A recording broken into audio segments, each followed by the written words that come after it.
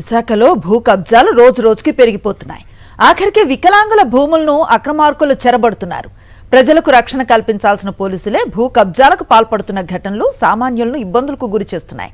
తాజాగా సుజాత అనే దివ్యాంగురాలు తన భూమిని ఓ ఏఆర్ కానిస్టేబుల్ కబ్జా చేశాడని ఆరోపిస్తూ జిల్లా కలెక్టర్కు ఫిర్యాదు చేసింది. ఆ కానిస్టేబుల్ స్పీకర్ అయ్యన్న పాత్రుడి దగ్గర పనిచేస్తున్నాడని, అధికారులను కూడా తప్పుదోవ పట్టించి తన స్థలాన్ని కబ్జా చేశారని ఆరోపించింది.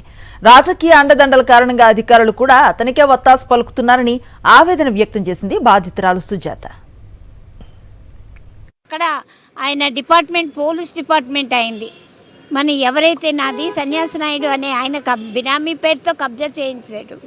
ఆయన పోలీస్ అక్కడే ఇన్ఫ్లుయెన్స్ చేసేసుకున్నాడు. సార్ నేను ఎక్కడికి వెళ్తుంటే అక్కడ మీరేం చేయగలరు, నీకు ఒక అబ్బాయి చనిపోయాడు ఎందుకు, ఇలాంటి మాటలన్నీ వింటున్నాను. భర్తనైనా జాగ్రత్తగా ఉంచుకోమని ఇలాంటివన్నీ చెప్తున్నాడు సార్. ఆయన ఎన్ని రోజులు సార్ ఇలా తిరగాలి, వికలాంగులంటే నువ్వు ఎన్నిసార్లు తిరగలవు, ఇంక తిరగలేవు, అలాంటి స్టేట్మెంట్లన్నీ ఆయన చెప్తున్నాడు సార్. అయ్యన్న పాత్రుడి దగ్గర పనిచేస్తున్నాడండి సార్. ఆయన వైజాగ్లో వర్క్ చేసేవాళ్ళు. నేను నా సైట్కి అస్తమాన్ని వెళ్తున్నాను, ఆయన ఇన్ఫ్లుయెన్స్ చేసుకుని అక్కడి నుంచి వెళ్ళిపోయాడు సార్. మిథిలాపూర్లో ఉండేవారు ఆయన. అలాంటి ఆయన వేరే దగ్గరికి ఇల్లేమో అద్దెకి పిలిచారు.